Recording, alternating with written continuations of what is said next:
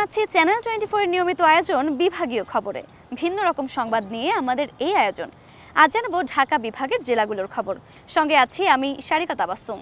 পূজা অর্চনার পাশাপাশি রাজবাড়ীর প্রত্যন্ত গ্রামাঞ্চলের মন্দিরগুলোতে পরিচালিত হচ্ছে শিশু শিক্ষা কার্যক্রম। ধর্মীয় ও নৈতিক শিক্ষার ভিত্তিতে গড়ে উঠেছে ৬৮টি মন্দির ভিত্তিক প্রাক প্রাথমিক শিক্ষা কেন্দ্র। সুমন বিশ্বাসের পাঠানো প্রতিবেদন। রাজবাড়ীর মন্দির ভিত্তিক প্রাক প্রাথমিক শিক্ষা কেন্দ্রগুলোর পরিবেশ যেন ছোটদের জন্য একটি আনন্দময় পাঠশালা। এভাবেই প্রতিনিয়ত শেখানো হয় ছড়া। শিশুরা এখান থেকেই শিখছে গীতা পাঠ, দেবদেবীর প্রণাম মন্ত্র সহ ধর্মীয় নানা রীতিনীতি। ধর্মীয় জ্ঞানের পাশাপাশি এখানে শিশুদের শেখানো হয় বাংলা, গণিত, ইংরেজি, যাতে করে তারা পরবর্তীতে প্রাথমিক বিদ্যালয়ে ভর্তি হয়ে এগিয়ে যেতে পারে। কমলোচনে বিশ্বরূপে বিশালাক্ষী বিদ্যাং দেহি নমস্তুতে।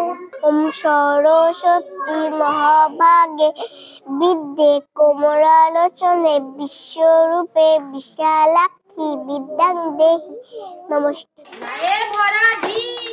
শিক্ষকরা বলেন, শিশুদের শুধু ধর্মীয়ভাবে নয়, একজন মানবিক মানুষ হিসেবে গড়ে তোলার জন্যই তাদের এমন প্রচেষ্টা। এই কার্যক্রমে সন্তুষ্ট অভিভাবকরাও। হারমোনিয়ানি, খোল আনি, করতাল আনি, কারণ বাচ্চারা বিনোদন চায়। ওরা খুব উৎসাহিত হয় এবং ওরা আনন্দের সাথে আমার সাথে ছড়া গান করে। তারপরে হলো পড়াশোনার প্রতি আকর্ষিত বেশি হয়, মানে ওদেরও খুব ভালো লাগে। এই স্কুলে শুধু পড়াশোনা না, গান বাজনা, লেখাপড়া, তার পাশাপাশি ধর্মীয় যে আলাপ আলোচনা সেগুলা করায়, গীতা পাঠ করায়, ওদের ছড়া করায়, ওদের বিভিন্ন ধরনের মন্ত্র করায়। এবং আমাদের বাচ্চা আজ পড়াশোনা করে এত ট্যালেন্ট আর এত কিছু শিক্ষা পাইছে, এ কথা আর কি বলার মতো না। প্রাইমারি স্কুলে তো ধরেন এখনো বয়স হয় নাই, আর এখানে ভর্তি করানোর কারণ হচ্ছে এখানে আপনার ওই অক্ষর টক্ষর শেখানোর পাশাপাশি ও ধর্মীয় বিষয়ক অনেক কিছুই জানতে পারবে। আমাদের রাজবাড়ীতে ৬৮টি শিক্ষা কেন্দ্র রয়েছে। এখানে প্রতি বছর ২০৪০ জন ছাত্রছাত্রী ভর্তি হয় এবং এই ভর্তিকৃত ছাত্রছাত্রী প্রায় ৮০ ভাগের উপরে ছাত্রছাত্রী প্রতিদিন উপস্থিত থাকে। ২০০৩ সাল থেকে ধর্ম মন্ত্রণালয়ের অধীনে সারা দেশে শুরু হয় মন্দির ভিত্তিক শিশু ও গণশিক্ষা কার্যক্রম। বর্তমানে রাজবাড়ীতে ৫ উপজেলায় ৬৮টি শিক্ষা কেন্দ্র রয়েছে। ১ বছর শিশুরা এই শিক্ষা কেন্দ্রে পড়ে প্রাথমিক বিদ্যালয়ে ভর্তি হয়। এই প্রকল্পটি বাস্তবায়ন করেছে হিন্দু ধর্মীয় কল্যাণ ট্রাস্ট।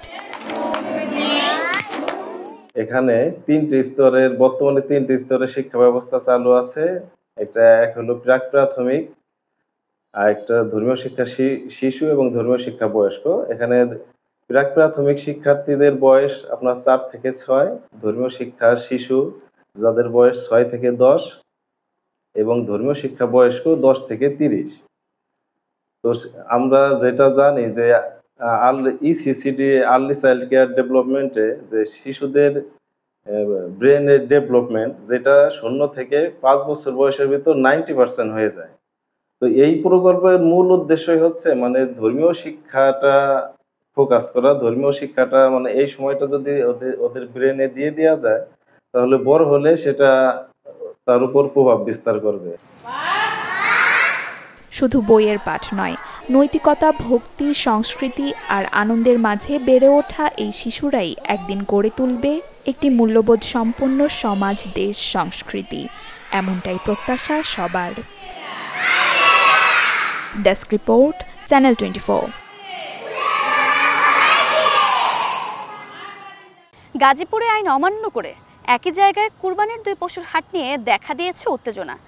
বৈধ আর অবৈধ হাট নিয়ে বিপাকে পড়েছে ক্রেতা আর বিক্রেতারা। উভয় পক্ষই বলছে প্রশাসনের অনুমতি নিয়েই হাট বসিয়েছেন তারা। রফিকুল ইসলাম খানের রিপোর্ট। সরকারি টেন্ডারের মাধ্যমে সর্বোচ্চ দরদাতা হিসেবে ১ বছরের জন্য গাজীপুরের জামালপুর বাজারের ইজারা পান ফরহাদ হোসেন। ইজারার পর থেকে নিয়মিত হাট বাজারের খাজনা আদায় করে আসছেন ফরহাদ, কিন্তু অনুমতি ছাড়াই ইজারাকৃত হাটের পাশেই মৌসুমি কোরবানির হাট বসিয়েছে একটি পক্ষ। এ নিয়ে দুই পক্ষের মধ্যেই গত কয়েকদিন ধরে চলছে উত্তেজনা। পাশাপাশি দুটি হাট হওয়ায় গরু নিয়ে হয়রানির শিকার হচ্ছেন ব্যবসায়ীরা। এই একটা বাজারে জামালপুর 4 রাস্তা, এক বাজার দুটা হাট কিভাবে হয়? মানুষ আটকাতেছেন, গরু নামাইতেছেন।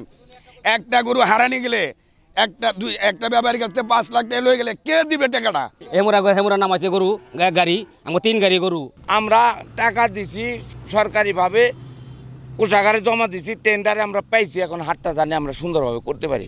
বেচাকিনি ভালো হোক, মানুষের সাথে ভালো ব্যবহার হোক, এটাই চাই। ইজারাদার ফরহাদ হোসেনের দাবি, সরকারি টেন্ডারে অংশগ্রহণ করে 1 বছরের জন্য 1,07,00,000 টাকা দিয়ে হাট ইজারা নিয়েছেন তিনি। এদিকে অবৈধভাবে তার হাটের পাশেই আরেকটি অবৈধ হাট বসানো হয়েছে। এতে ক্ষতিগ্রস্ত হওয়ার শঙ্কায় ভুগছেন ফরহাদ। যে হাট ইজারা পাইছে, এই হাটের চাইতে 100 ফিট দূরত্ব ওনারা এই ব্যক্তিগত মালিকানা জমিতে এই হাটটা বসাইছে। এই যে হাটটা ওই পাশে যারা নিছে, ধরেন ওনারা এই বিগত 10-12 বছর কমপক্ষে 20 থেকে 30 কোটি টাকা সরকারের রাজস্ব ভাগি দিছে। অনুমোদনের কাগজ দেখাতে না পারলেও অবৈধ হাটের লোকজনের দাবি, তারা উপজেলা নির্বাহী কর্মকর্তা, জেলা প্রশাসক ও মন্ত্রণালয় থেকে অনুমোদন এনেছেন। অবশ্যই অনুমোদন ছাড়া তো এত টাকা আমরা ইনভেস্ট করি না। এটা তো তারপরে ইউনো অফিস, তারপর ডিসি অফিস, মন্ত্রণালয় পর্যন্ত আমরা আলোচনা করে ওইখান থেকেই করে আনছি। আমরা গায়ের জোরে করতেছি কি না এটা আপনারা ওনারাই দেখতেছেন। আমাদের এইখান থেকে গরুগুলো নিয়ে যেতেছে, আমরা কিন্তু একটা লোকও জানি। এটা দোয়ানিপাড়া, আর ওইটা ইজারা হয়েছে ওইটা জামালপুর 4 রাস্তা হাট। এটা দোয়ানিপাড়ার নামে এই হাট ইজারা হয়েছে, দোয়ানি চালা। অবৈধভাবে হাট বসালে আইনি ব্যবস্থা নেওয়ার হুঁশিয়ারি দিয়ে উপজেলা নির্বাহী কর্মকর্তা বলেন, জামালপুর বাজারের বৈধ ইজারাদার ফরহাদ হোসেন। এখানে আর কাউকে মৌসুমীর হাট করার অনুমতি দেওয়া হয়নি। গরুর হাটে আমাদের অফিসিয়াল ইজারা দেওয়া হয়েছে একটি পক্ষকে, তারা আইন অনুযায়ী বিজনেস করবে, এটাই স্বাভাবিক। কিন্তু কুরবানি ঈদ উপলক্ষে যেটা হয় যে অস্থায়ী হাট তৈরির একটা প্রবণতা থাকে, তো ওখানে একজন ঠিক এটা পার্শ্ববর্তী একটা জায়গায় অস্থায়ী হাট করার জন্য মানে আবেদন দিয়েছে। এটা আমরা দেখতেছি যে এটা আসলে ফিজিবল হবে কিনা। যদি ফিজিবল না হয় তাহলে অনুমোদন দেওয়ার কোনো সুযোগ নেই। তো এখন পর্যন্ত তাকে কাউকে কোনো অনুমোদন দেওয়া হয়নি অস্থায়ী হাটের ব্যাপারে। তো গতকাল শুনেছি যে তারা চেষ্টা করছে এখানে হাট করার জন্য আর কি। বিষয়টি এই পর্যন্তই। তো আমরা তদন্ত করে দেখে যদি উপযুক্ত হয় তাহলে সে পেতে পারে, উপযুক্ত না হলে পাবে না। আইনের বাইরে এখানে কোনো কিছু করার কোনো সুযোগ নেই। এবছর জেলা ও মহানগরে 88টি অস্থায়ী কোরবানির পশুর হাটের অনুমতি দিয়েছে প্রশাসন। Desk report, channel 24। বর্ষা মৌসুম শুরুর আগেই চাই তৈরিতে ব্যস্ত সময় পার করছেন মুন্সিগঞ্জের কারিগরেরা। তবে অবৈধ চায়না জালের আধিপত্যে বাঁশবেত দিয়ে তৈরি মাছ ধরার এই সরঞ্জাম এখন হুমকির মুখে। কারিগরদের দাবি, অবৈধ চায়না জাল বন্ধ না করলে এই শিল্প বিলুপ্ত হয়ে যাবে। শুভ ঘোষের রিপোর্ট। মুন্সিগঞ্জ সদরের গা ঘেঁষে বয়ে চলা নদী ধলেশ্বরী ও মেঘনা তীরের গ্রাম রমজান বেগে এখন চাই বুনন কাজে ব্যস্ত কারিগররা। গ্রামের অর্ধশত পরিবারের কেউ বাড়ির আঙিনায় কিংবা ঘরের বারান্দায়, কেউ বা আবার বাড়ির পাশে ফাঁকা জায়গায় বসে আপন মনে ধাপে ধাপে তৈরি করছে চাই। অন্যান্য ব্যবসার পাশাপাশি চাই কারিগরেরা পিছিয়ে নেই কোনো ক্ষেত্রে। যদিও অবৈধ চায়না জালের অবাধ বিচরণে ব্যবহার কমেছে চাইয়ের, এতে ঐতিহ্য হারাতে বসেছে প্রায় 80 বছরের ঐতিহ্যবাহী প্রাচীন বিক্রমপুর তথা মুন্সিগঞ্জের বাঁশবেত দিয়ে হাতে তৈরি মাছ ধরার চাই শিল্প। আর আয় কমে যাওয়ায় হতাশ এই শিল্পের কারিগরেরা। আমরা করতেছি 7 বছর, তখন 7 বছর 22 বছর এই আমরা কাজ করতেছি। এর মধ্যে দাদার আমলের নিচে 40-50 বছর কম হইতো না, কারণ দাদার আমল বানাই চাই। এটা আপনার চাহিদা কমে যাওয়ার কারণ হয়েছে মানে মূল হয়েছে আপনার চায়না চাহিদা মানে 2020 সাল থেকে নামার পরে চায়না সাইড মানে নামার পরে এই সাইডার চাহিদা নাই। ওই সাইডে মাছ অনেক পড়ে, তো এই সাইডে কম পড়ে মাছ, এই জন্য আর কি থেকে চাহিদা বেশি নাই। চায়না জালে গুড়া মাছতে হইতে বড় মাছ সহকারে সম্পূর্ণ সাকিয়ে একেবারে দৌড়ালাইতে আছে। কয়েক বছর পর দেখা গেছে এই চায়না জালে মাছ সব শেষ হয়ে যাইব। আমাকে তো শেষ করছই, আবার মাছও নদীর মাছ সম্পূর্ণ শেষ করে দিব। এদিকে সংসারের বাড়তি চাহিদার যোগান দিতে চাই বুননে শুধু ঘরের কর্তা নয়, এ কাজে কারিগরদের নিয়মিত সহযোগিতা করছেন স্ত্রী, পুত্র, ভাই, বোন, বাবা ও মাও। এক একটা পরিবারের মধ্যে 10টা করে 12টা করে লোক কাজ করতো। বা অন্য মানুষ কাজ করতে হয়। এখন এই চায়নাসের কারণে এই সমস্ত ফ্যাক্টরি বন্ধ হয়েছে, মানে আমরা 3-4টা ঘর আছি, আমরা এই কাজ করি। আগে তো আমরা সপ্তাহে বিক্রি করছি, ওখানে আমাকে সেইটা নাই। 1000, 1500, 800 এরকম করে আমরা রেডি করে ধুইতাম। চাই বানাইতেছি, চাই শলা করতেছি, বানার শলা করতেছি, চারা শলা করতেছি। চলে না, বন্ধ হয়ে গেছে গা এই চায়না চাই। বর্ষা মৌসুমকে ঘিরে এখন খাল, বিল, নদী নালায় নতুন পানি উঠতে শুরু করেছে। সেই সাথে দেশীয় মাছের প্রজনন হওয়ায় মাছের সংখ্যাও বৃদ্ধি পাচ্ছে বিভিন্ন নদী নালায়।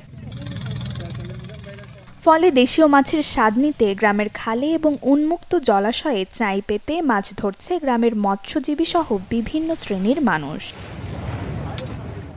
তবে সরকারের কাছে চাই শিল্পের কারিগরদের দাবি, অচিরেই যদি এই অবৈধ চায়না জাল বন্ধ করা না হয় তাহলে বিলুপ্ত হয়ে যাবে এই শিল্প।